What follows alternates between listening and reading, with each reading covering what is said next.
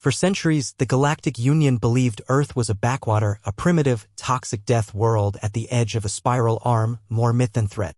Warnings came from ancient archives, shattered probes, and vanished scouts, all whispering the same phrase in trembling code: do not provoke the Titans. But pride is a stubborn virus in the hearts of empires.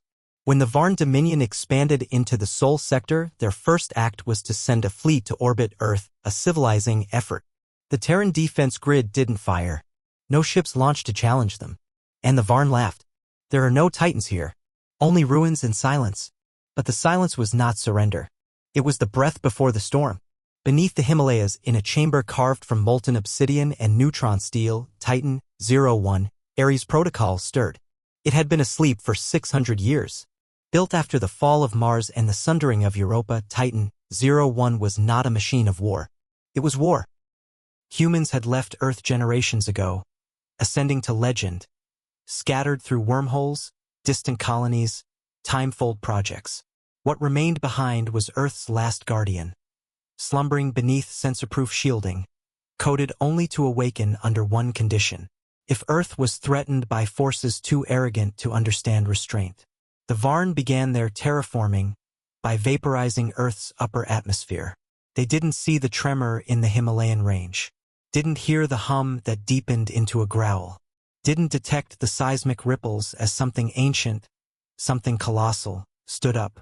At first, only the sensors aboard the Varn flagship registered the energy spike. An anomaly beneath Terran crust, unknown composition, rapid motion detected. By the time they zoomed in, it was too late. The clouds broke open like paper as a tower of obsidian and fire breached the troposphere. Ares stood, 17 kilometers tall.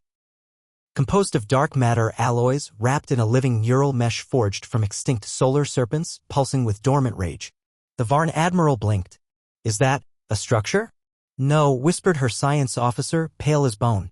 "It's moving." The first stride of the Titan cracked tectonic plates. Forests vaporized beneath its footfall. Oceans trembled. The Varn ship scrambled, screaming evasive maneuvers. Then Ares raised its arm.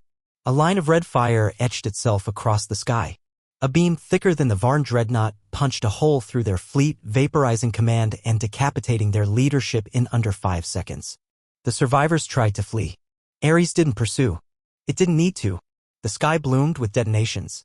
What wasn't torn apart was swallowed by Earth's newly awakened orbital mines, ancient, self-replicating, invisible to alien tech.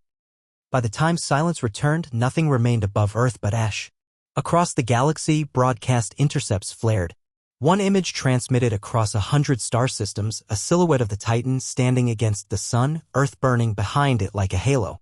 And a single, auto-translated message: "This world is protected. Let that be remembered." The Union scrambled emergency sessions.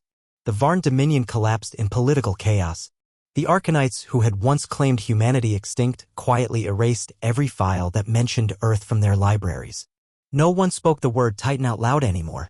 But on Earth, far beneath the mountains, as Ares returned to its cradle of stone, its systems whispered across the void, reaching old frequencies.